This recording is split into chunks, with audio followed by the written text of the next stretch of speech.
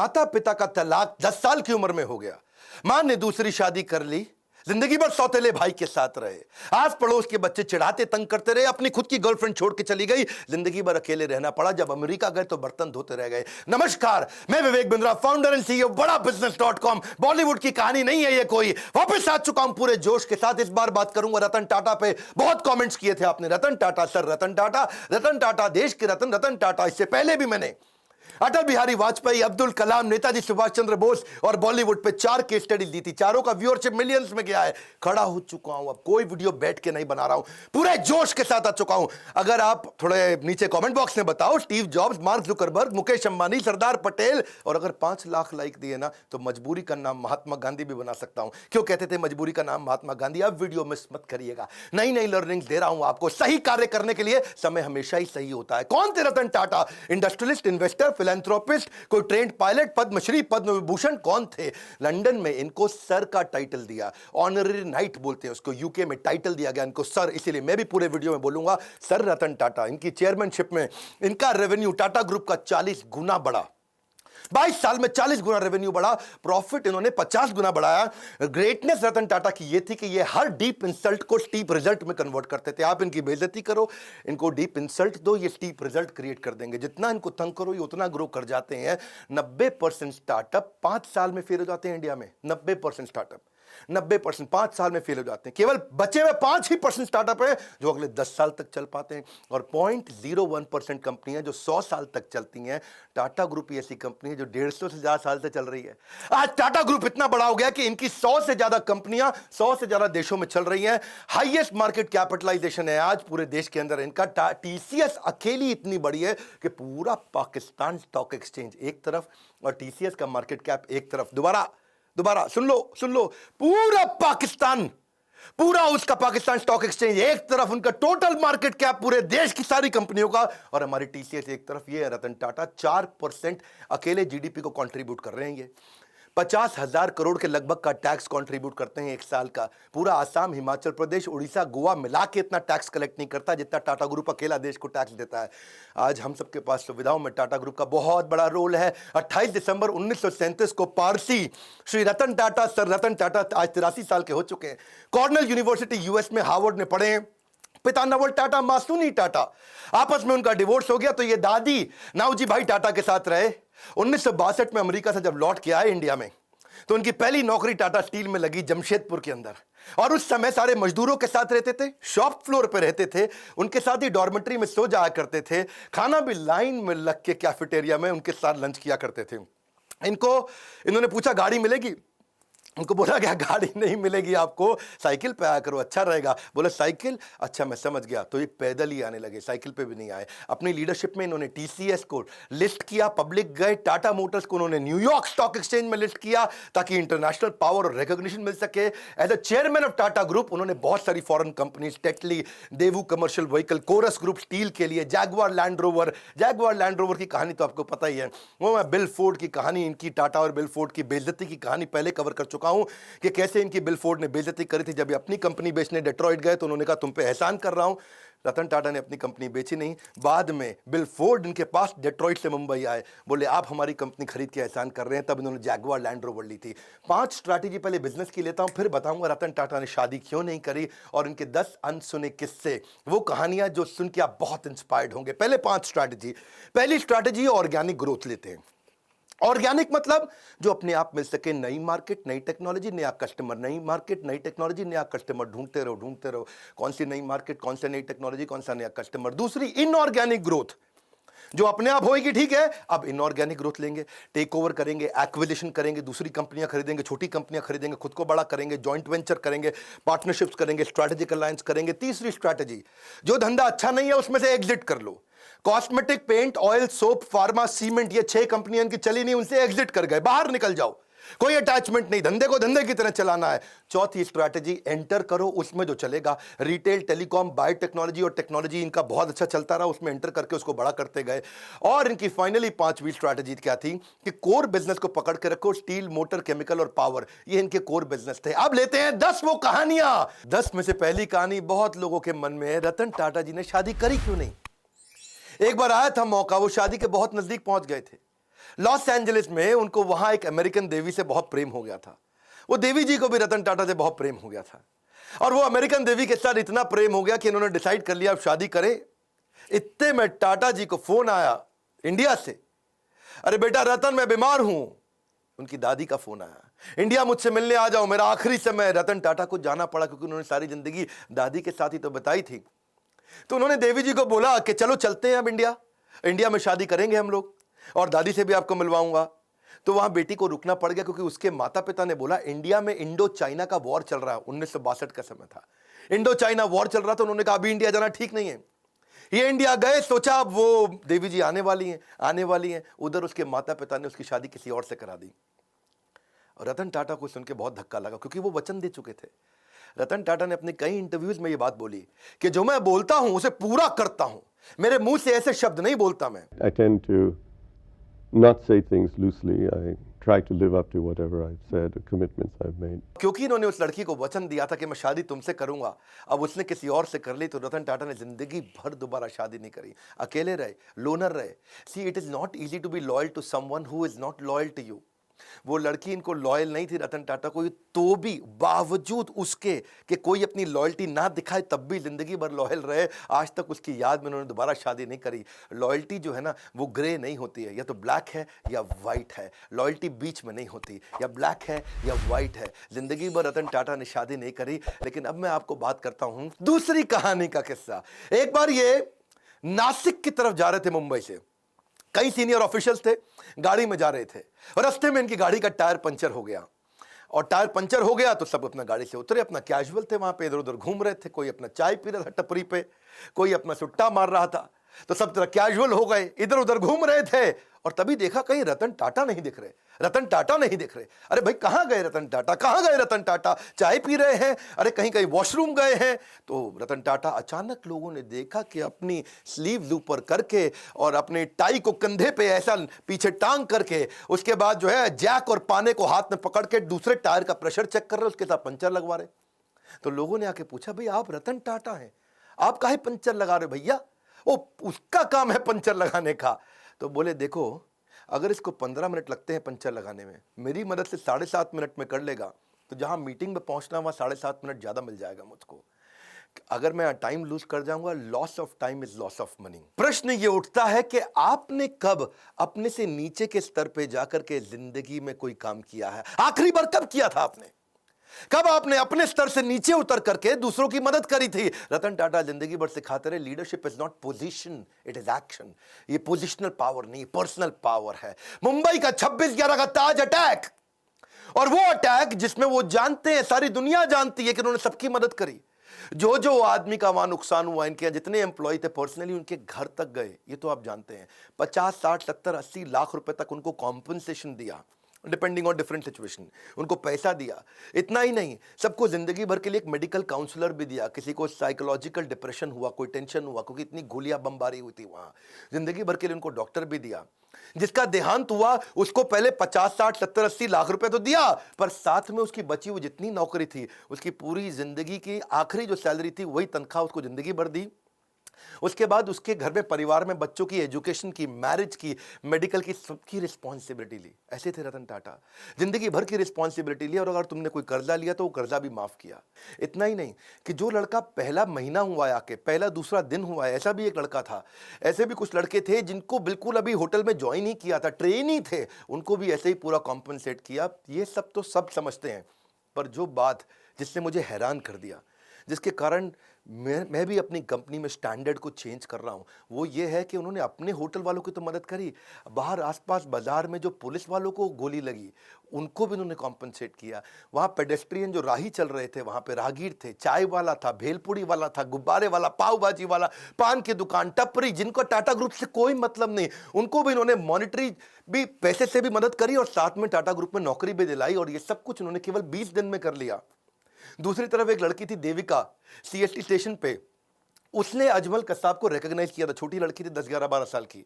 और उसको उसके पिता और उसके भाई जेंट्स वॉशरूम गए थे, छोटी बच्ची को बाहर 2 मिनट छोड़ करके, और उसको सामने से आके गोली मारी। उसी ने अजमल कसाब को आकर के बाद में कोर्ट में पहचाना था। आज रतन टाटा ने तो 20 दिन के अंदर कॉम्पनसेशन कर दिया सब कुछ। 20 दिन में फटाफट कमेटी बना के सबको मुआवजा दिया, सबकी मदद करी, सबके साथ खड़े हो गए। और तब 2008 से 2020 हो गया, एक 20 दिन एक 2020, 20 डेज 2020।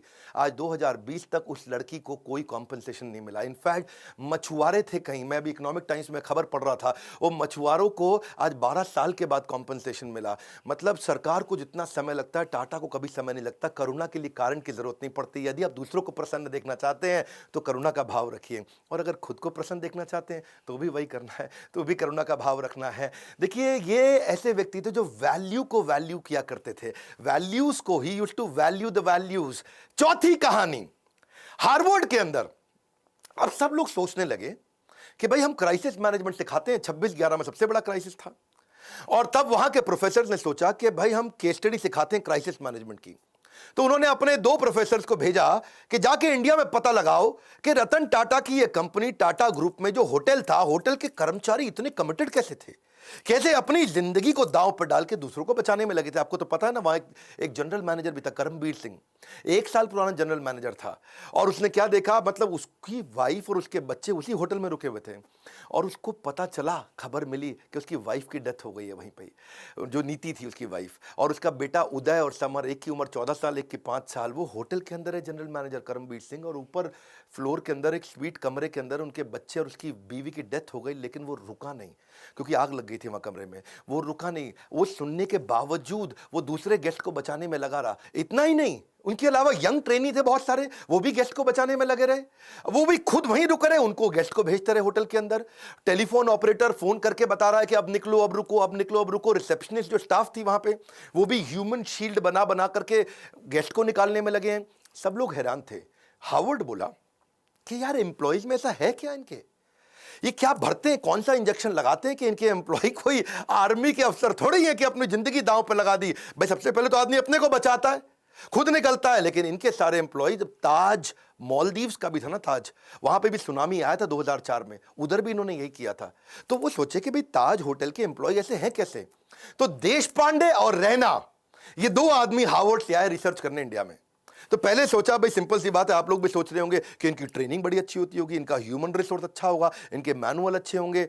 लेकिन वो बोले नहीं, ट्रेनिंग तो तब देना जब एम्प्लॉय 2, 4, 5, 10 साल पुराना हो जाए। यहां तो एम्प्लॉय नया था, जिसको आए 15 दिन हुए वो भी जान दे रहा है अपनी। तो बोले कि अच्छा रिवॉर्ड रिकॉग्निशन अच्छा देते होंगे। भाई नहीं, जो रिवॉर्ड रिकॉग्निशन तब दोगे जब तुम साल 2 साल 4 साल नौकरी कर लोगे, तब तो कोई अवार्ड रिवॉर्ड दोगे। वो तो 15 साल पुराने लड़के, 15 दिन क्षमा चाहता हूं, पुराने लड़के आए और होटल में अपनी जान देने में लगे। तो ये कह रहे हैं कि क्या चक्कर है, टाटा ग्रुप के होटल में कोई आदमी आता है तो अपनी जान देने को तैयार हो जाता है, पर ग्रुप के लिए, टाटा के लिए काम करता है, क्या चक्कर है। तुमने कहा भाई रिज्यूमे अच्छा था, इनका एक्सपीरियंस अच्छा था, पता चला वो भी नहीं।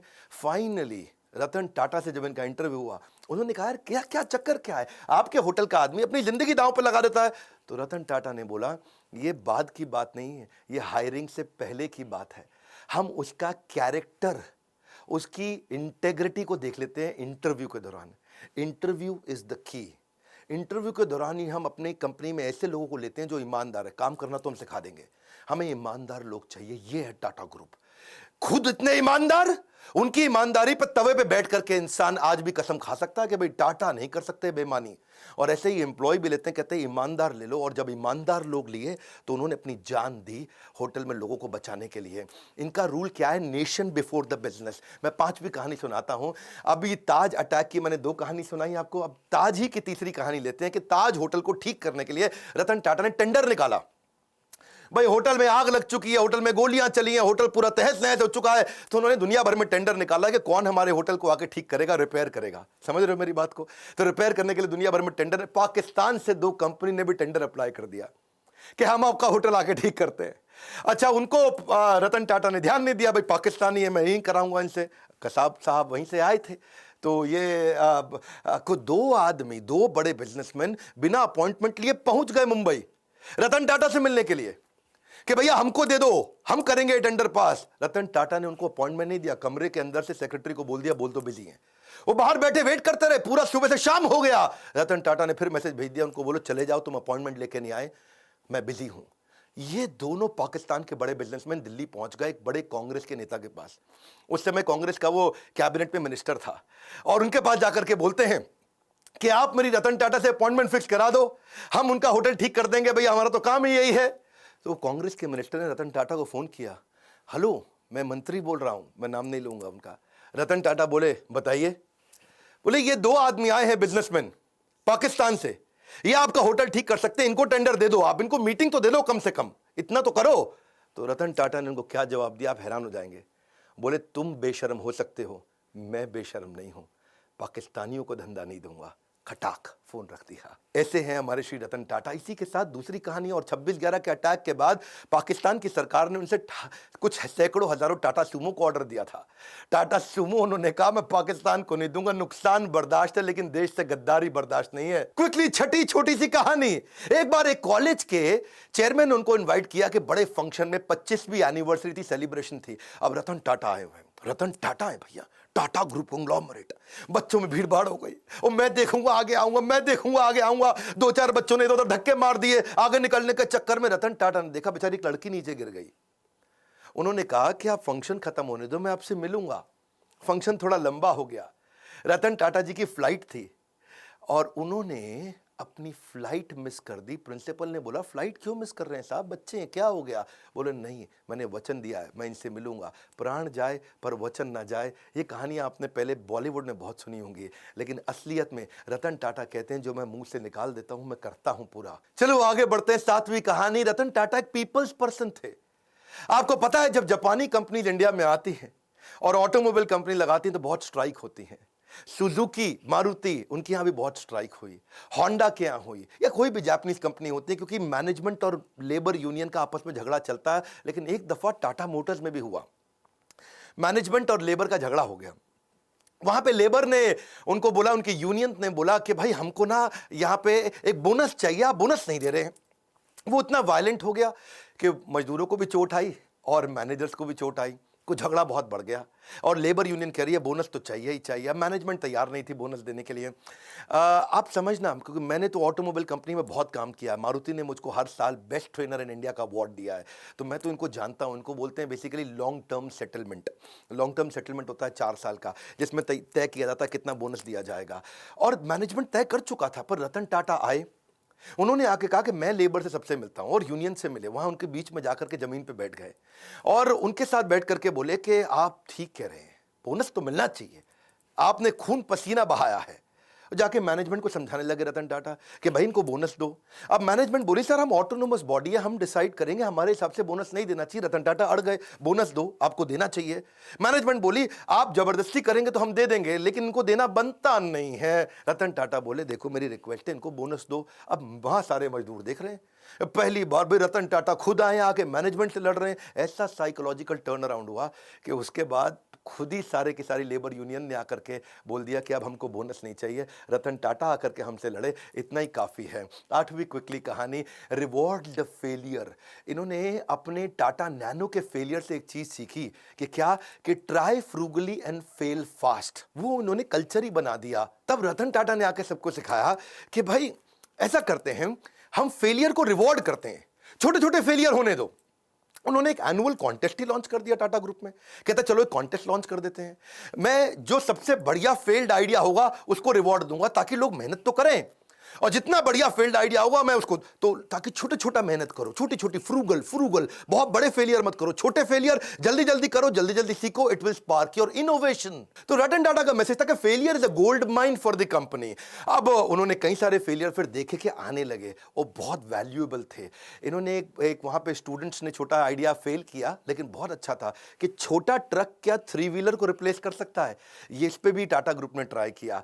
ऐसा नहीं है कि टाटा की 100 से ज्यादा कंपनियां ऐसे ही बन गई, कई आइडियाज पे छोटे छोटे फेल करते हैं, लेकिन कम खर्चे में फेल करके सीख जाते हैं। एक इन्होंने चीप वाटर फिल्टर भी बनाया, उसका नाम रखा था द स्वच्छ। उसमें राइस हस्क होता है ना, चावल का भूसा, उसी से बनाने का प्रयास किया। एक प्रोटोटाइप भी बनाया $500 के अंदर। कितना? $500 में, यानी कि लगभग 30-40 हजार रुपए के अंदर क्या एक मकान को खरीदा जा सकता है दुकान से। किसी दुकान पे जाओ, मकान खरीद के ले आओ। क्या? हाँ, 40,000 रुपए का मकान खरीदो तो डिसमेंटल करके मकान को जाकर के वापस फिट कर दें, ऐसा छोटा सा मकान बना सकें, उस पर भी इन्होंने काम किया। $20 के अंदर कमर्शियल ट्रैवलर्स को क्या रास्ते के अंदर अकोमोडेशन दिया जा सकता है, जो ड्राइवर वगैरह बेचारे कमर्शियल ट्रैवलर होते हैं। From error to error one discovers the entire truth. यही था रतन टाटा का फिलॉसफी के छोटे छोटे छोटे फेलियर करो, सीखो, तभी कंपनी आगे बढ़ेगी और इनोवेशन आएगा। नौवीं कहानी फिलैंथ्रोपी, ये तो उनका नाम ही है। फिलैंथ्रोपी मतलब दान देना, सेवा करना है जी। रतन सेवक टाटा, शायद इनका नाम ऐसा ही होना चाहिए था, रतन फिलैंथ्रोपिस्ट टाटा। ऐसे फिलैंथ्रोपिस्ट जो आज भी 66% के आसपास अपनी कंपनी के प्रॉफिट्स को चैरिटेबल ट्रस्ट में देके दान दे देते हैं। हेल्थ के ऊपर, न्यूट्रिशन पे, एजुकेशन पे, वाटर के कंजर्वेशन पे, डिजिटल ट्रांसफॉर्मेशन पे, गरीबों को स्किल डेवलपमेंट के ऊपर, डिजास्टर रिलीफ में, चाहे वो कोरोना हो या उससे पहले का डिजास्टर हो, कहीं बाढ़ आई हो, या फिर स्पोर्ट्स को बढ़ाने में, या बच्चों को स्कॉलरशिप देने में। देखो कॉर्नेल यूनिवर्सिटी तक चले गए, वहां भी उनको बोला कि अगर इंडियन बच्चे आएंगे, काबिल हुए, तो उनको फाइनेंशियल एड दे दो। वहां जाके कॉर्नेल यूनिवर्सिटी का पैसा दिया है, वहां से खुद पढ़ाई किया था। 100 करोड़ रुपए के आसपास तो उन्होंने आईआईटी बॉम्बे में दे दी कि Tata centre of technology design यहां बना दो। लेटेस्ट अब इन्होंने 1,500 करोड़ रुपया कोविड में दान किया। इसको देखो, पहले तो ये ना लोगों को दान दिया करते थे, बाद में उन्होंने प्रोजेक्ट बनाने शुरू कर दिए। उन्होंने रिसर्च प्रोजेक्ट को फंड किया कि बीमारी ठीक करने की जगह कुछ ऐसा कर दो कि बीमारी हो ही नहीं, है जी। जैसे अल्फ्रेड फोर्ड आए थे ना इंडिया में, उन्होंने आकर के इस्कॉन के को मायापुर में दुनिया का सबसे बड़ा मंदिर बनाने के दान दिया। तो उनको पूछा ममता बनर्जी ने, भाई फोर्ड साहब यहाँ इतना दान मंदिर बनाने को क्यों दे रहे हो?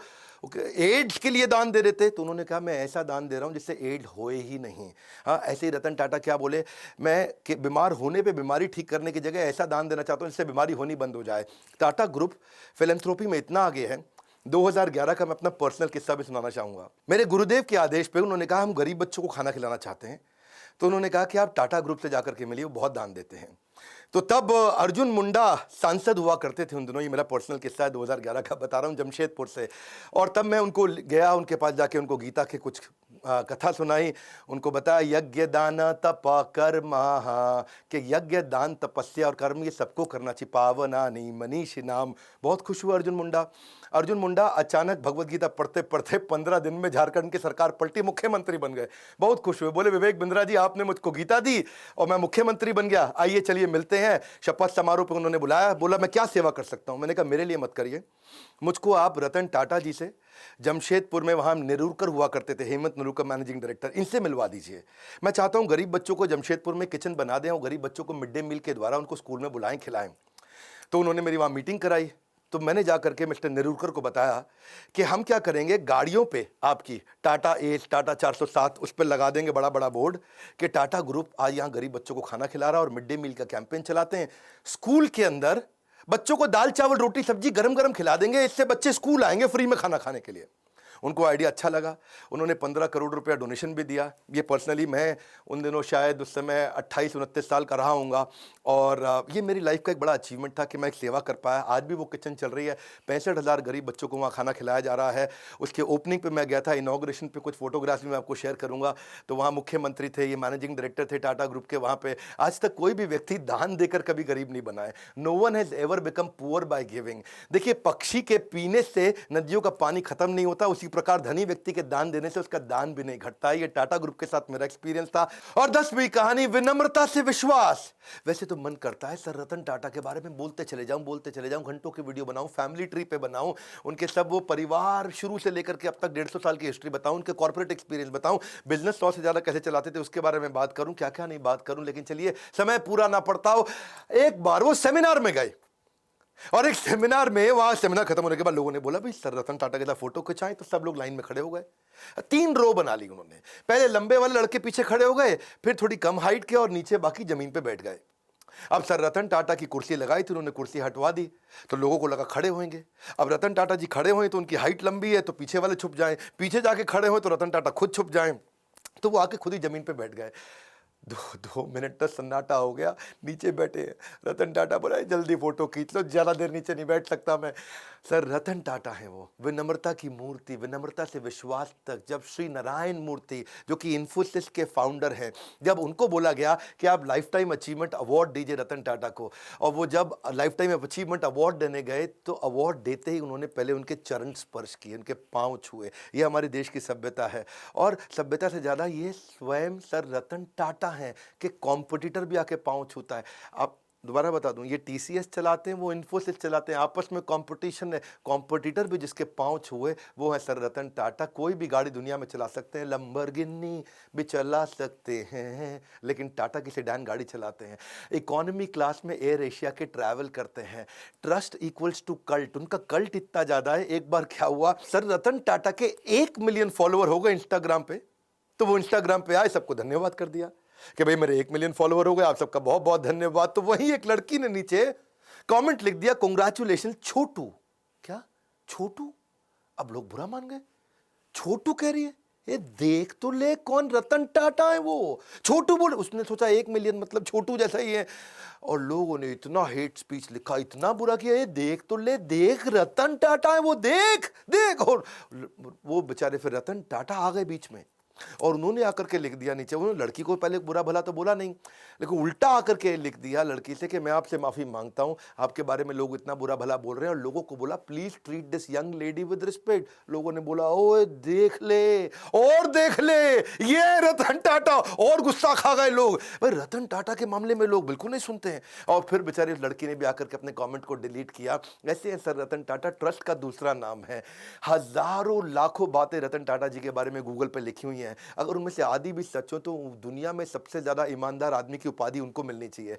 वैसे रतन टाटा जी ने जो इंपैक्ट क्रिएट किया है वो तो शायद कोई भी ना कर सके, मैं तो कभी उसके तिनके का भी प्रयास ना कर सकूं, लेकिन बिजनेस में आपको सफल बनाने की जिम्मेदारी हमने जरूर ले ली है, ये तो पक्का कर लिया है, कुछ भी नहीं छोड़ा है, कुछ भी नहीं। इतना बढ़िया बढ़िया दुनिया के हर प्रॉब्लम का बिजनेस कंटेंट हमने हिंदी में बना दिया है, कुछ नहीं छोड़ा है। आज हमसे ज्यादा बिजनेस ट्रेनिंग प्रोग्राम कोई भी किसी का भी कंटेंट कंज्यूम नहीं करता, केवल बड़ा बिजनेस प्लेटफॉर्म ऐसा है। अगर हिंदी में किसी को बिजनेस सीखना है, कुछ नहीं छोड़ा है, सब सिखा दिया। आइए वर्ल्ड का मोस्ट पावरफुल कंटेंट कंज्यूम करिए। अगर आप बनना चाहते हो एक सफल व्यापारी, तो call now to join EAE, यानी कि एवरीथिंग अबाउट एंटरप्रेन्योरशिप, एवरीथिंग। वैसे एक बात है, रतन टाटा एक ऐसे रत्न है जिन्हें भारत रत्न भी पूर्ण रूप से परिभाषित नहीं कर सकता, लेकिन उनको फिर भी उनके सम्मान के लिए भारत रत्न जरूर दिया जाना चाहिए, उनके जीते जी तो जरूर दिया जाना चाहिए। अगर वास्तव में कोई भारत रत्न का अधिकार रखता है तो वो हमारे देश के असली रत्न है, रतन टाटा। जीते जी उनको सम्मान देना चाहिए। आज वो 83 साल के हैं। जवाहरलाल नेहरू जी ने, मैं उनके खिलाफ नहीं हूं, लेकिन उन्होंने अपने रहते खुद को ही नॉमिनेट कराया था, भारत रत्न दिया था। इंदिरा गांधी जब प्राइम मिनिस्टर थी तो खुद को भारत रत्न उनको दिया गया था। आज अपने प्रधानमंत्री से हम प्रार्थना कर सकते हैं, आज हमारे को कैंपेन चलाना चाहिए। और कैंपेन क्या? Hashtag Bharat Ratna for Ratan Tata. Spelling जरा चेक कर लेना। ये हैशटैग कैंपेन आपको मेरे साथ चलाना, ये मेरा रिक्वेस्ट है आपको। अगर आप मेरे साथ हैशटैग कैंपेन चलाते हैं, मैं आपको अपनी तरफ से क्या सपोर्ट कर सकता हूं, मैं अपनी तरफ से फ्री कोर्स दे देता हूं आपको। हमारे एवरीथिंग अबाउट एंटरप्रेन्योरशिप को खरीदो मत, आप आओ ट्विटर पे, ऐसा करो हैशटैग भारत रत्न, रत्न में RATNA, और फॉर रतन RATAN टाटा, ऐसा करके हैशटैग चलाइए। नीचे लिख दीजिएगा request by doctor Vivek Bindra. ये 2 हैशटैग कर लीजिए ताकि हम आपको ट्रैक कर लें। अगर आपका थोड़ा सा भी रीट्वीट, लाइक और कमेंट अच्छा हुआ, इसका स्क्रीनशॉट मुझे व्हाट्सएप कर दीजिए। ये मेरा नंबर है 9810544443। बस अगर आपका 100 से ज्यादा का एंगेजमेंट आ गया, 100 से ज्यादा रीट्वीट आ गए, लाइक आ गए, कमेंट आ गए, अपना स्क्रीनशॉट मुझको फटाफट से भेज दीजिए।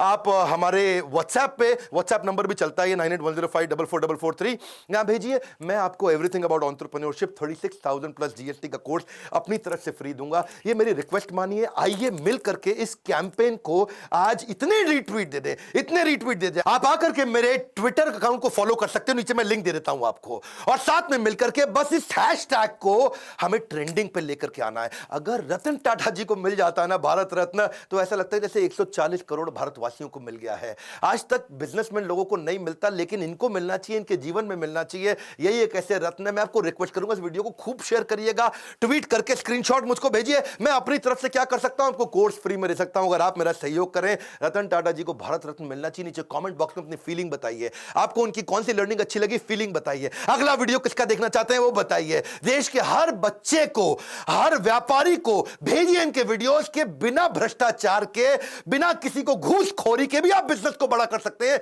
जैसे रतन टाटा जी ने खुद करके दिखाया। इस वीडियो को जरूर शेयर करिएगा, लाइक किया अगर आपने तो बहुत उत्साह बढ़ता है। बहुत मुश्किल होता है ऐसे वीडियोस बनाना। हमारे साथ जुड़े रहने के लिए, मेरी इस मुहिम में आकर के हैशटैग भारत रत्न फॉर रतन टाटा को ज्वाइन करने के लिए आप सबका हृदय की गहराइयों के साथ प्रेम पूर्वक मुस्कुराहट से बहुत बहुत धन्यवाद।